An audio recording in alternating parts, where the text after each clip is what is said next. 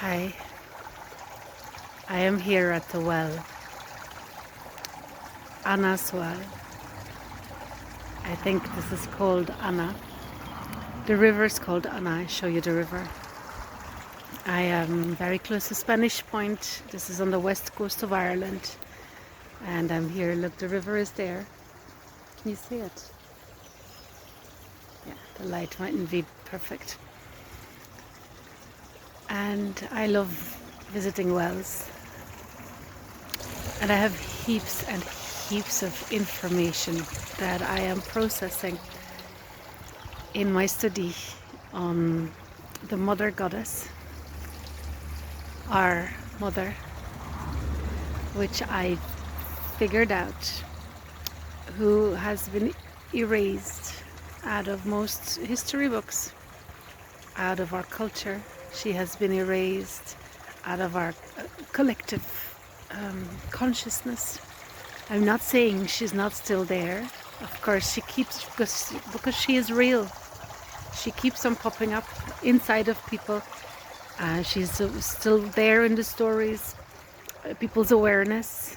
And when people hear and read the old stories, their awareness, their consciousness tells them that this is true.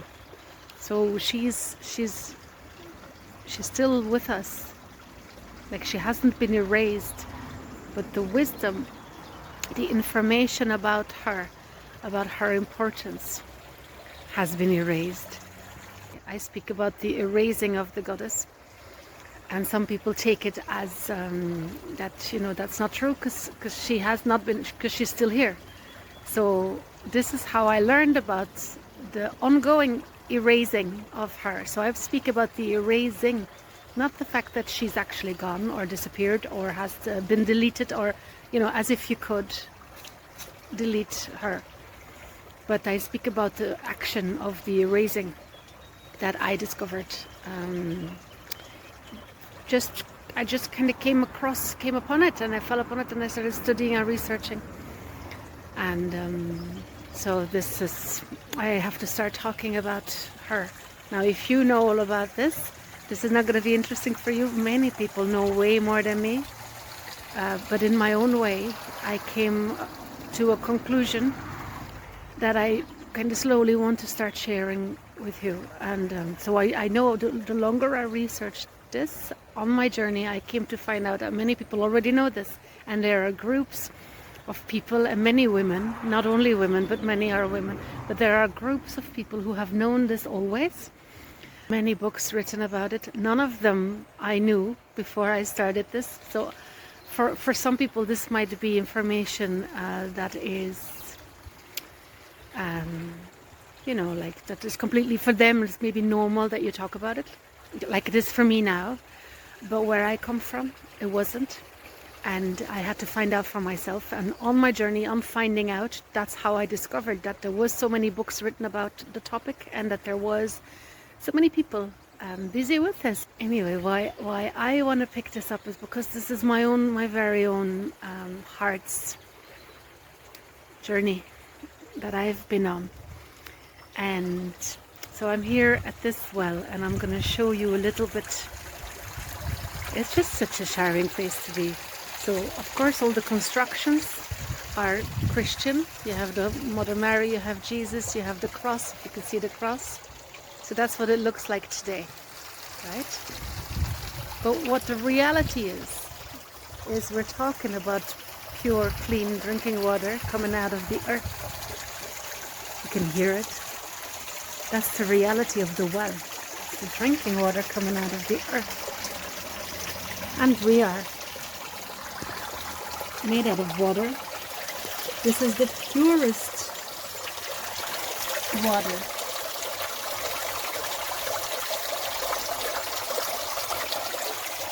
This is the purest water that you can find on earth. This has been purified by Mother Earth herself.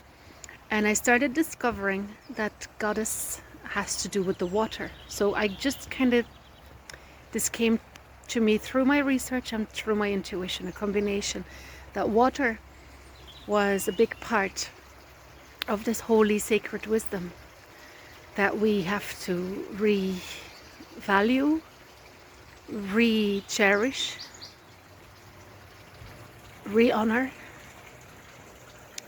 So the water comes from the very depths of the earth.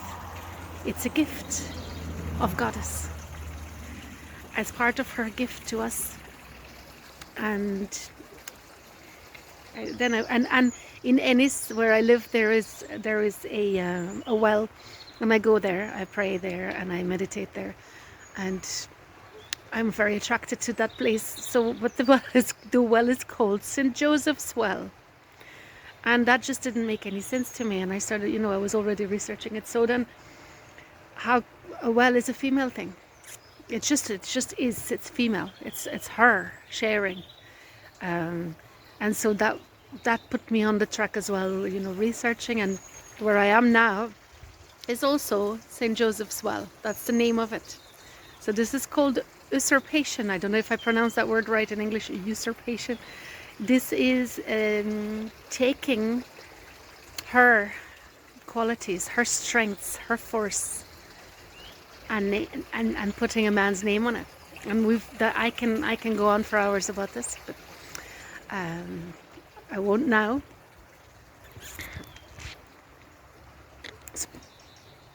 So this is the secret. That is when I say this is the secret, I mean, what do I mean? It's too difficult to explain.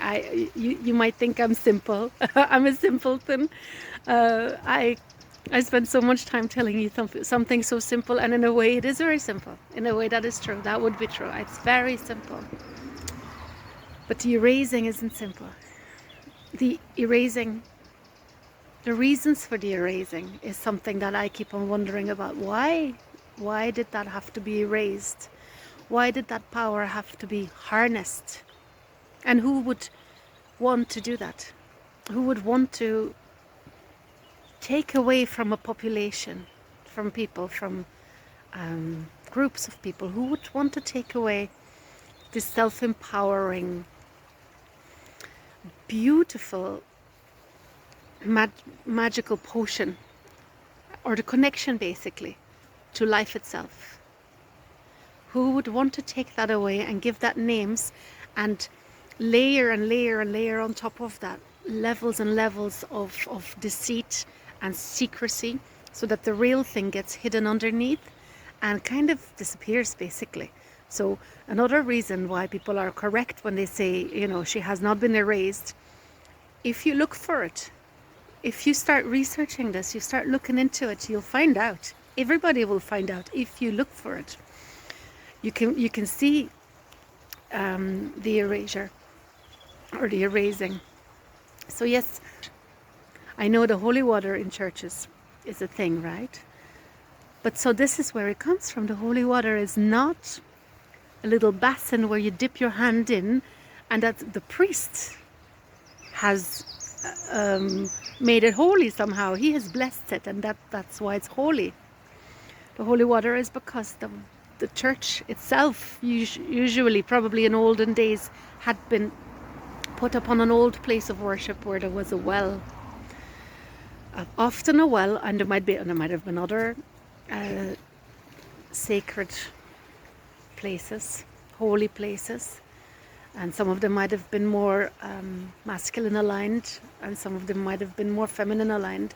And the feminine aligned ones are definitely, the wells are definitely part of that energy. And I'm gonna start talking about that. I am not a well keeper. I am not a well carer or cleaner. There's many lovely people doing those jobs, and it's just amazing what's happening, and it's very powerful and important. I think I find myself more in the researcher and in the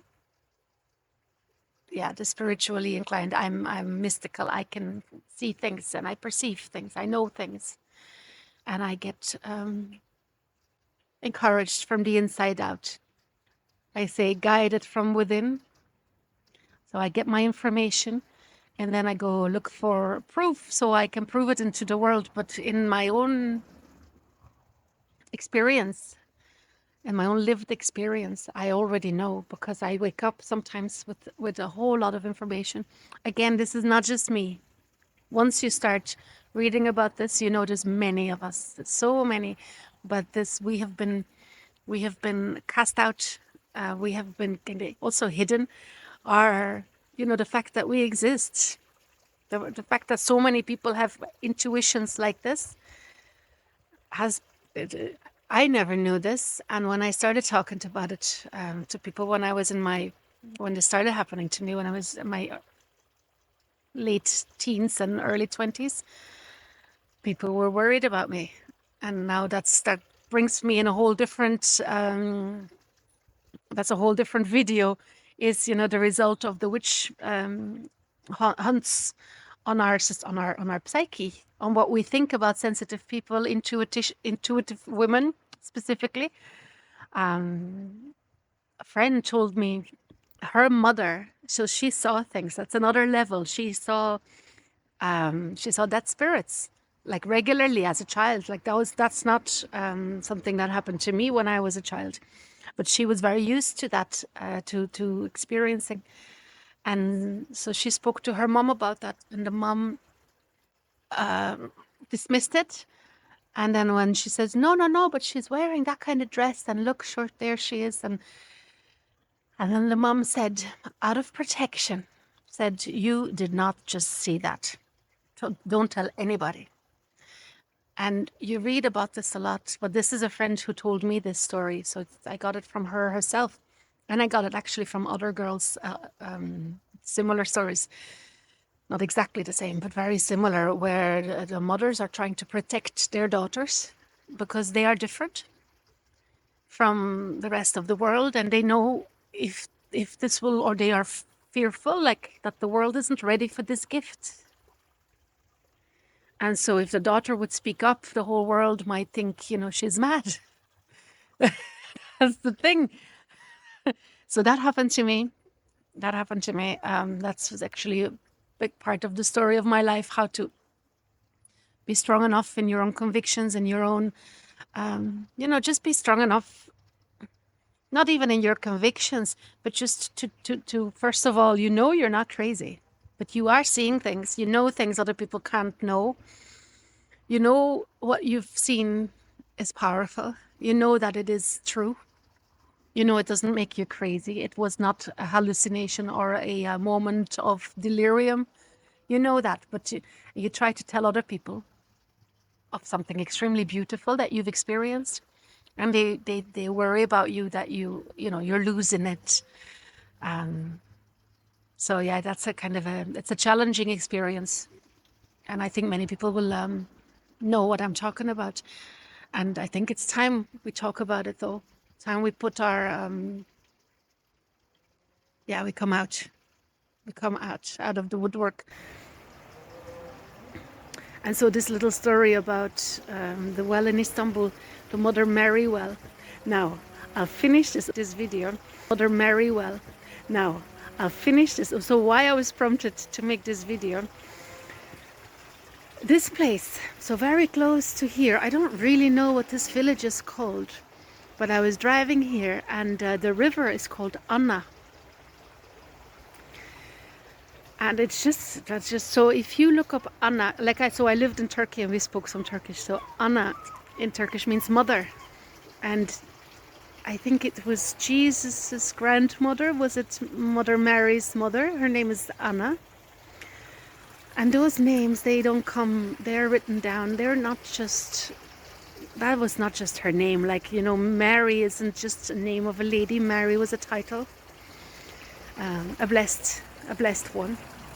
I have to find all my documentations. Like I said, I'm sitting on heaps, and if I would, I do give lectures on this, and for the lectures, I study everything, I take it all in, I make sure that it's right at the top of the front of my mind, so I can say it and I write and but right now, it's been a while actually that I've been doing other things. I've been teaching Qigong, which is also interesting. Qi is the flow of life, and Qi is the same word but in Sumerian, and this brings me back into another story, but they're all connected. So the ancient understanding of our world was very different and had more to do with a personal experience. This is how I've come to understand it. It's a personal experience of the world. So the human experience is central to our life on earth here. So our heart, anyway, I'm not going to go into that. But yes, our heart is the center of our experience, not the mind.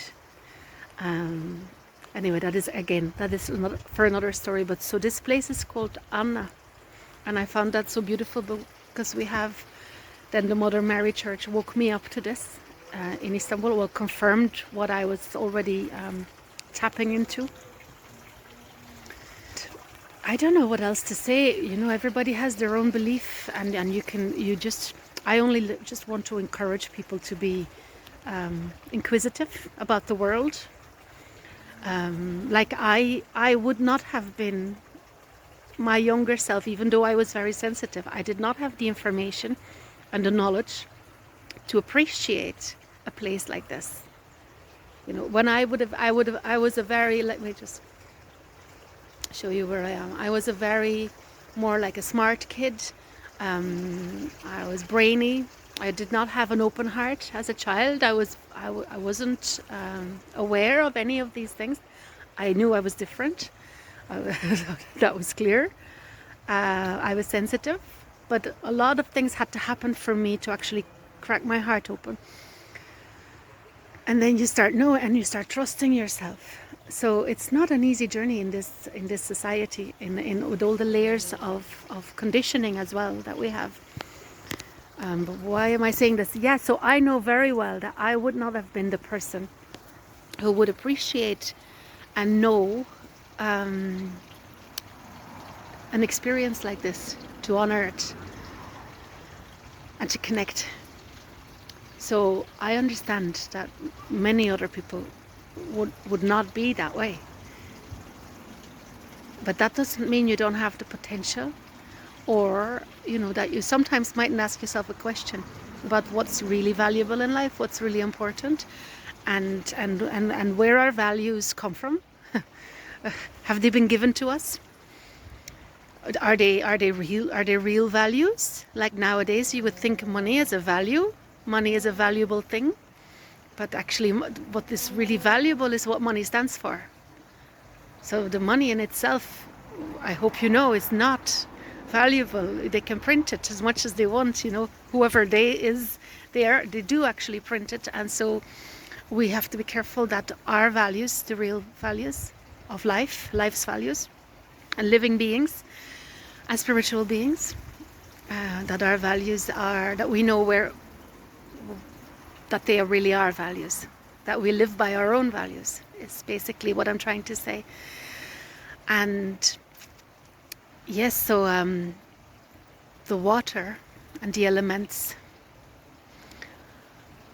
are much more than in the Western world. We have been kind of pulled away from their presence by commodifying everything. They have become a physical object.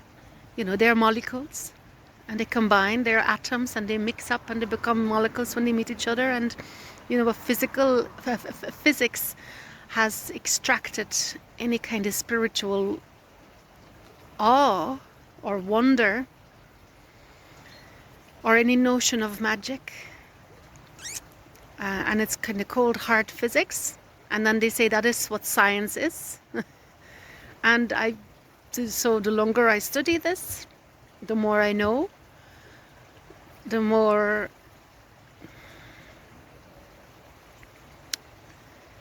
wonder comes back in my life. Yes. And the more sure I am that that is how the world is. And that may seem to some people that may seem a childish thing. That may seem an uneducated thing. And I know I do read what people write, and so I'm not guessing here. But yeah, the opposite is true. So when you really look into this and you discover the power of the elementals.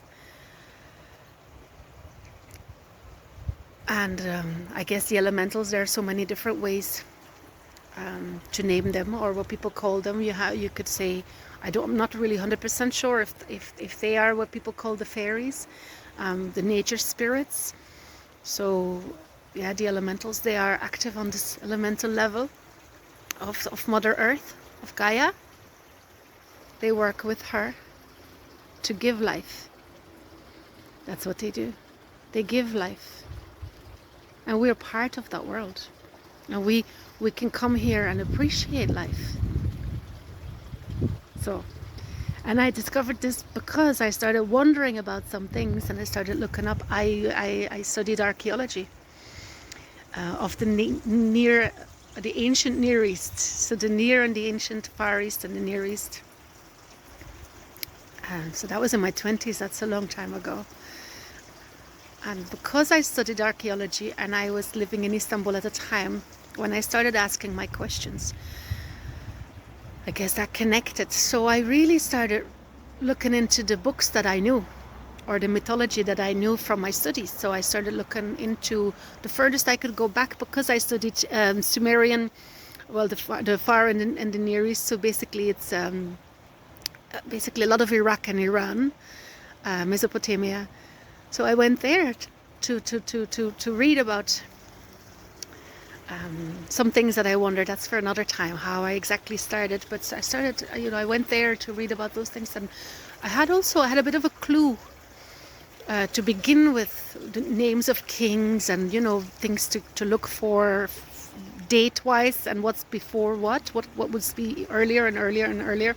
So this is how I did it. So I started researching there, and that's how my knowledge started opening up. And so I arrived in the early Sumerian times.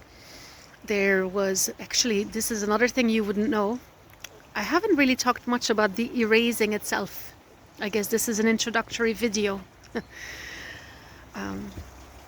But so the first writer in Sumerian language, basically that wrote prose and poetry, the very first writer was a woman. And her name was Enheduanna, something like that. Enheduanna, I think. So she was a woman, she was a priestess, and she honored Goddess. She honored her, and she described her in a most beautiful way. And actually, everybody should do this research for themselves. So if there's anything that you find interesting in this, that sparks you, please go and take that apart for yourself, because it will be a personal journey then for you. So for me, it was a personal journey, as my intellectual questions brought me to a spiritual understanding and a spiritual experience of the world. This is how it happened for me. But first it was very intellectual, and on and off it's back to intellectual, because I study a lot, I read a lot, I really I engage, I ask questions, I study, I learn languages. I don't know the full language, but I compare words and I compare mythology, and there's a lot of very cerebral stuff going on in that. So you hold everything together in your head, so that when it comes to it, you learn something new, you can connect it. You need to be engaged with your full being to be able to connect things, and this is how it happened for me. So what Enheduanna was writing about, she wrote about the goddess on the level of the elementals, on the level of the experience of, say, for example, a walk through the forest, and that you're not alone there, and the love you can cherish and feel. And yeah, so Enheduanna was the first writer. She was a woman. And there's one more thing I'm going to tell you, and then I'm going to leave it here. But I think you've heard of Isis, who is actually the ancient name for goddess, the Egyptian goddess. Oh, there's people there. And Isis basically means throne. in Greek. So when we're talking about erasure, this is one of the first things that got me. Is I was looking into goddess, and I found many actually images, and then as I started looking up female deity images, I realized many of them were sitting on a throne. And as I went looking further and deeper back into history, basically this is a place called Çatalhöyük in Turkey, and it's one of the first images of a lady sitting on a throne. And maybe you know her, she's a real fat lady, and she has 2 cats on either side of her throne. But it dawned on me that thrones, if you don't really think about it too much, you would connect a throne with a king, not with a lady, not a fat lady. Anyway, you wouldn't connect it with a woman. Mostly a throne, or even a seat, is a place of power. And I think for a long time it's connected to a man sitting on it. And actually the real first throne in history, or prehistory, this is the first throne in our imagery, in our symbol language. The first throne was a woman. Not the first one, all of the first ones. All the way, for a very long time, the one on the throne was goddess. And this is how power was distributed on earth. So power comes in the hands of those who honor goddess. If you honor life, chi, the life force, goddess, elemental realm, the water, the holy water, the life-giving forces, if you honor that, you are honoring the seat of life. And that gives you power, a certain power that you can use for good or for bad. And I think we've seen that slowly, first men received their power from goddess. So they received their power from woman, from being born out of a woman, being birthed. Then the mothers and the grandmothers, still in Native American traditions, mothers and grandmothers, maybe they're a council of grandmothers only, they give the power to whichever men or man they deem worthy of that power. So they give him the power. They can also take it away. If he is corrupt, if he is power hungry, if he does not use his power to be a good leader, they can take that power away. This is how it is. You can look that up. This is how it is in the Native American tradition, in their culture. So it looks like the leader of the clan is a man, but he is backed by all the women. They give him the power. So there's a different story around power. And these are the things you can find out if you, like me, start looking into archaeology and mythology, and if you connect the dots, and then you wonder. One of my main questions was, why did I not know this? Like, I've always been interested. Why didn't I know this? And I didn't, and I have been interested. I was interested in history. Most of my colleagues in high school weren't. This was one of my things. I was just interested in art history. I absolutely loved that. I loved geography as well. But those were very boring topics for my friends. So I was paying attention. It wasn't there. It was not there. We did not learn that. So why was it not there? And then when you're looking into it, why is it so hard to kind of, scratch off the surface and get into that? It's not that easy. You have to make a lot of the links yourself. But once you're there, you can see that, this is, now I live in Ireland. So I'm only just starting to learn about Celtic mythology, but I'm starting to see so many similarities. And because of what I already know, about the Sumerian mythology, and also I know a lot about the erasing. So I know how things slowly were removed, meaning was removed, meaning and depth of understanding, slowly, and then power and corruption and power changed hands. We could maybe say it went from the left hand to the right hand.